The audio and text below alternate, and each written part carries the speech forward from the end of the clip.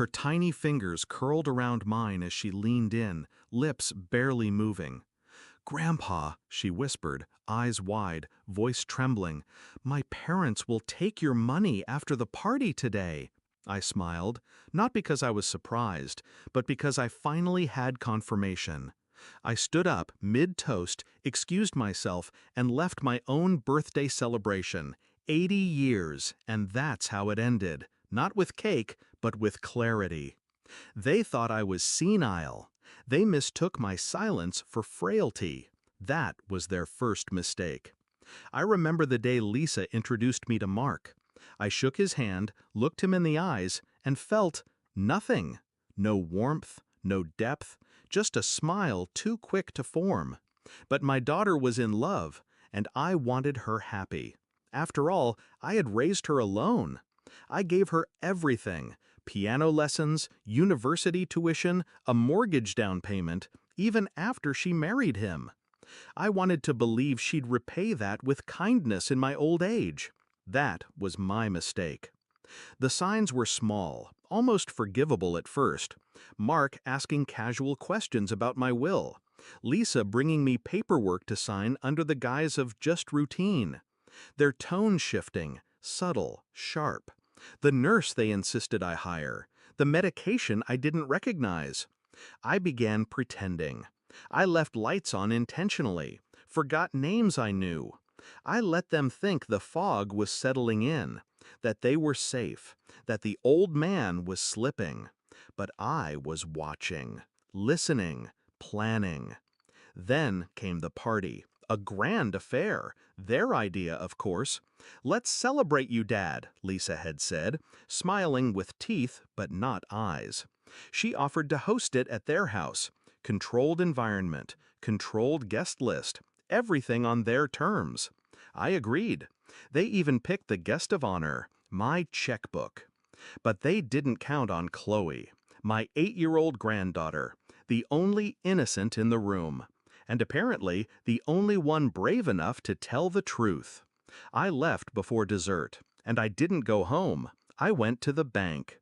I'd been preparing for months, changed my will, quietly, legally, shifted assets into a private trust, one Lisa couldn't touch. The house? Transferred. The stocks? Liquidated. Every penny they were salivating over had already been moved. But that wasn't enough. I didn't just want them out of my money. I wanted them to feel what they made me feel: invisible, discarded, used. So I made one final move. The next morning, they arrived at my place frantic. "Dad," Lisa called from the front door, "we need to talk." The house was empty, the curtains drawn, but the note on the table was waiting. "You always said this house felt like yours. Good news, now it is. The deed's in your name. So is the maintenance, the property tax, and the second mortgage Mark took out last year behind your back. Surprise." Below it, 2 envelopes. One addressed to Chloe, one to the authorities. Chloe's envelope held a college fund, a substantial one. Her parents' envelope was evidence. Voice recordings, photos, bank transfers, all tied to their slow, deliberate attempt to declare me mentally unfit. They wanted control of my estate. They nearly got it. But nearly is a funny word. Almost means nothing. They tried to reach me, of course, but by then I was gone. Not dead, just elsewhere. Somewhere warm, somewhere quiet. I still get updates on Chloe. She's doing well, living with her aunt, my sister's daughter. The courts decided Lisa and Mark were unfit guardians. Financial fraud doesn't look good in family court, especially when it's been notarized and time-stamped. Do I miss them? No.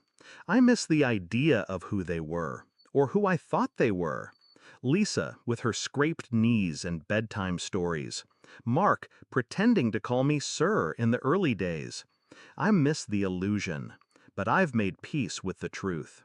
They buried their respect for me long before I buried my trust in them.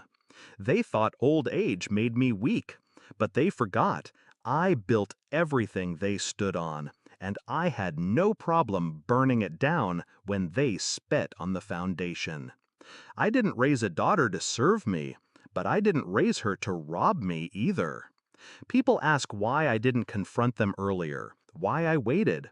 Because revenge, like tea, brews best with patience. And I wanted the flavor, just right. Now, every time they drive past that house they once bragged about, they'll remember.